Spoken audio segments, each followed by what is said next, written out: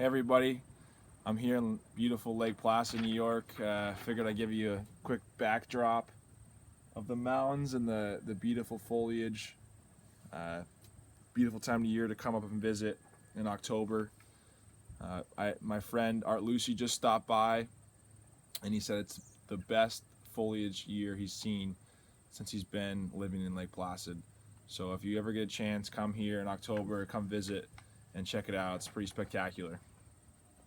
So last Compass Weekly moment, we talked about having a bigger purpose to your life, finding and being a part of something that's going to give your life meaning and to help you yourself and help others throughout life. So I wanted to go deeper into that. So I read a book called Man's Search for Meaning. It's by Viktor Frankl. Courageous, amazing human being who went 3 years in a concentration camp. He came out of it with a whole new meaning to life, wrote a book about it. He's the founder of logotherapy. So I read this book this week. Just an incredible book. I mean, if you ever get a chance to read it, but I'm just going to give you a quick synopsis of it right now to help you through some life hardships you may be going through. I'm going to start off with a very first initial anecdote of his first visit to concentration camp. So they arrived at the concentration camp, and there was a Nazi, a German man, directing traffic, directing the Jewish people in the different directions, left or right. And none of the Jewish people knew what this meant or what their fate was, if they get left or right. They later found out what had happened. So as Victor was going through the line, the man stopped it and looked at him for a very long time, and finally told him to go right. So what they later found out is if you had gone left, you were sent immediately to the gas chamber and killed. So I want you to think about that for a moment.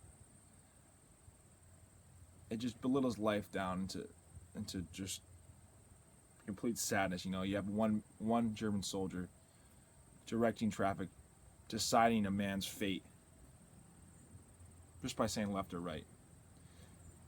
And I'm not trying to go into too much of the suffering of what the Jewish people went through, because we all know how much suffering they went through. But it just really puts it into perspective how crazy this time in history was.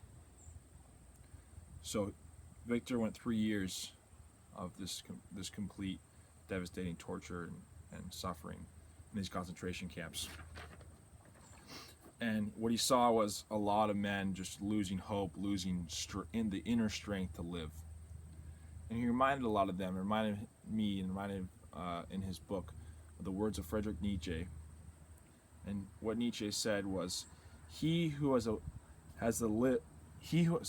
why to live for can bear with almost any how. Let me say that one more time. He who has a why to live for can bear with almost any how.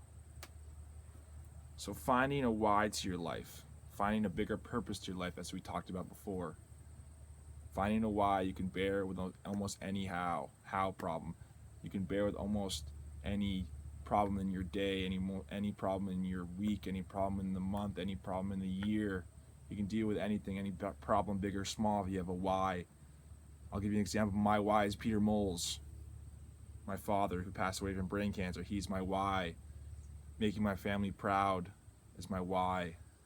That motivates me. That gets me through any problem I have in life, whether it be big or small. That gets me through it because I have a why set in place. So I encourage you to find your why, find what's driving you, what motivates you, to get you through these life suffering moments that's going to happen to you in life. So try to do that within this week, within this month, within this year, and drill it into your head. I think it will really help and provide meaning to a lot of you. So what Victor talks about is, a lot of people lose this inner strength while they're at camp, and a lot of people had gone up to him and said, "I have nothing to expect from life anymore. nothing to expect. And that's completely. I mean, he didn't know what to say to them, because he himself was going through this time in his life where he didn't know what to expect or what to believe in anymore, being at the concentration camps. And I know as we go through life suffering, a lot of times we'll get into this hazy, foggy time horizon that we don't know what to expect, or we're not really excited about the future anymore. And that's completely normal to go through like that. But let's not stay in that moment for very long. Let's fight through that. Let's move through that. And what Viktor says is life does not mean something vague, something real and concrete. So let's move out of that fog, come back into the light, come back into the meaning. Viktor talks about this time during the concentration camps where all the men were losing hope, and it was his time to step up and talk. He talked about finding meaning in life. He said, human life never ceases to have meaning. Human life never ceases to have meaning, no matter what. Whether you're suffering, depending on what you're suffering through, remember that human life never ceases to have meaning. He says, suffer proudly. Proudly suffer. Prove to the universe, to your God, to whatever religious power you are living through. Prove to them, to whoever, that you're suffering proudly through this life. He talked about a man, his friend, who had just got to a concentration camp with him.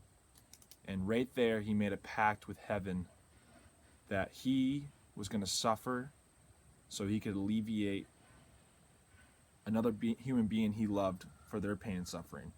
He was going to take in that suffering to save someone else. Viktor said this is the greatest sacrifice any man, woman, or child can make. Suffering for someone else. It was the deepest significance to his journey, making a pact right then and there with heaven that he was going to suffer for somebody else. And Viktor talked about a lot of having a change in attitude and under any life circumstance. So this man here changed his attitude, found his why, and he was going to get through this time, this concentration camp, this terrible life situation, life suffering, get through it based on the fact that he had a why in place. He was going to suffer for somebody else. And I want you to compare yourself to this situation. Put things into a bigger perspective. You know, if you're going through some problem in your life, whether you're stuck in traffic or you're having problems at home, you're having problems with a girlfriend, wife, school, sport, anything, put some perspective into it and realize that, you know, this man has the courage to suffer for somebody else, despite, you know, he knows he's going to die. He knows he's going to suffer tremendously, but he's doing it for a greater cause, a greater purpose than himself, a greater why, and for another human being. And how powerful is that? So put that into perspective in your daily problems in the modern world. I know that things have changed. It's not as bad as a world as it used to be back then, but to put things into perspective along those lines. And change your attitude in any given circumstance. Change that attitude. No matter what circumstance you may be in, keep a positive framework, keep a positive mindset. So what Viktor keeps saying is we need to stop asking the meaning of life as we go through this life hardship, as we go through this change in attitude. He says that life ultimately means taking responsibility to find the right answers to problems and to fulfill the tasks which it constantly sets for each individual. And each individual's destiny is different. We're all going to go through different tasks. But he says, stop asking for the meaning of life. Ask what life questions out of us. Suffer proudly through these problems. Find when tasks are faced in your path, when you're faced with some hard tasks, realize those tasks, figure out a way to move through them with a why, with a big picture perspective. Get through it. Suffer proudly. That's the meaning of life. So, what I'm going to end with here is a quote, or just a piece from the book. It's about love. So I hope you can see me here. The sun's getting a little bright. It's about love, and I think it's the most powerful section in this whole book that he writes. So I'm gonna share it with you right now. So they're talking about one of the days where they're doing some tremendous hard labor outside. It's freezing out. They got no shoes on. They're on the near brink of death. They're all sick. They're exhausted. No food, and they all think of their wives. And I think that they're hoping that they are not suffering as badly as they are, and they hope they're not worried about them.